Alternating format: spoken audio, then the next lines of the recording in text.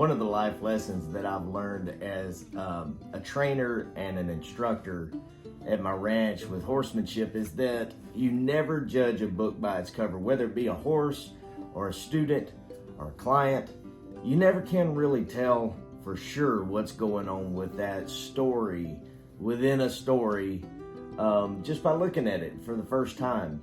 A lot of things will be revealed to you through the relationship, and it's really easy to kind of just judge somebody and put a sticker on it, or even a horse as well, and say, hey, this is what we're going to do. But you have to be flexible with horsemanship, and you have to be flexible with teaching people as well. This is also a life lesson. It can really help you in life, just anywhere, with working with any people or situations. Don't judge a book by its cover. It's an old adage, but it still rings true. You know, one of the things about what I do is that I've taught thousands of people how to be better horsemen, or how to be horsemen for the first time. And it's one of my great passions in life. And, you know, I love sharing the knowledge that I have on how to communicate with the animals. It's something I've always wanted to do, even since I was a little boy. And, for years, I'd teach a different person every hour for up to 10 hours a day.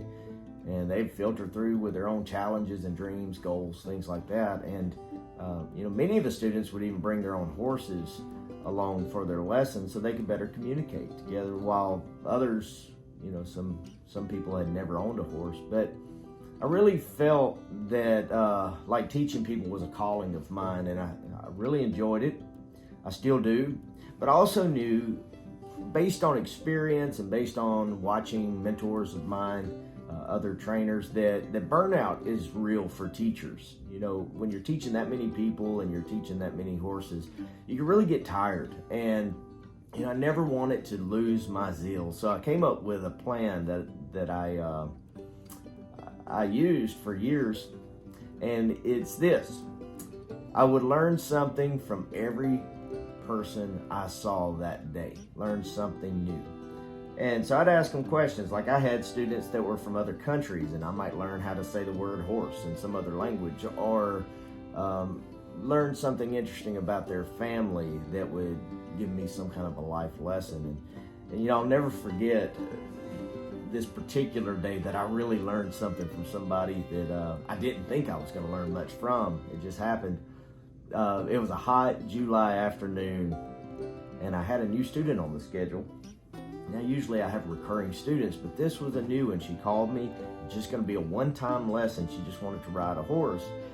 And so I assumed it'd be a casual ride, and then we'd be done and she'd move on. But when she pulled up, I knew it was going to be more interesting than the typical student. Actually pretty strange. She drove up in an old Crown Victoria, and she drove right past my parking space that was pretty obvious with other cars, and she pulled right up to the gate of my horse corral, to the point where you couldn't even get a horse through it anymore. And I'll be honest, I was a little annoyed. She ignored my rules. I'm pretty particular about my rules with the ranch, because you have to have safety involved. And then when she pulled herself out of that car, I grew not just annoyed, but I grew concerned about this lesson. This lady was no more than 5 feet tall and had to be 225, 250. I'm not sure, but she was big.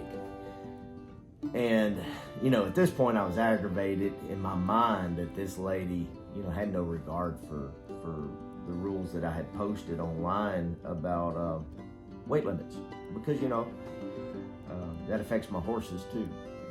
And as she waddled up to my round pen, I hid my aggravation. I kindly greeted her while thinking to myself, how in the world will I ever get this lady on a horse? Or even should I?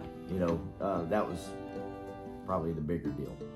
But after a brief introduction to horsemanship, told her a little bit about horses, how they communicate, it did come time to make an attempt at mounting. It didn't work. She tried and tried from a mounting block, but she couldn't muster up the strength to hoist herself up. So I asked my wife to help me shove her up to the saddle. with each of us pushing our shoulders kind of into her rear end, we finally got her to swing her leg over.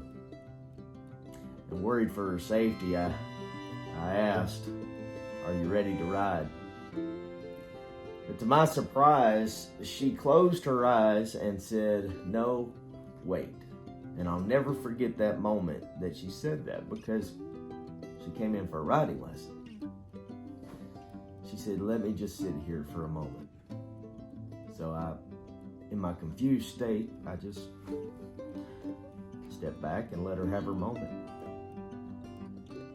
Now, I knew I had a stinking attitude down deep inside, and it was wanting to bubble out. I was just confused. She didn't fit anything I taught. She didn't fit the mold. She made no sense to me. And when she opened her eyes after a long, deep breath, she inhaled and exhaled. Then she said, "Okay, I'm ready to get down." My emotions, they were everywhere. I didn't know what to think anymore. They had gotten the best of me. I thought, I'm going to get this lady off my horse and give her a piece of my mind. But she squelched all that negativity when she got down. She took never forget this, she took my cheeks in her hands and she brought me in close to her and she said, "Thank you for giving me that experience." Still not really knowing what happened, but based on what she had just done, I kind of softened a little bit, because I felt like, well, something special just happened, but I don't know what it was. But later in our conversation, she cried and told me that all her life she dreamed of being on a horse, but never had the opportunity in life. She went on to say that she was given 2 months to live, and her dream came true. Now, I mean, here I am, a cowboy, but her words melted my heart of stone in that moment. All of those preconceived notions, all those thoughts that I had, they went away, because now all of a sudden I had all this information that I didn't realize. And I'll be honest with you, I felt like a jerk, for having all these emotions.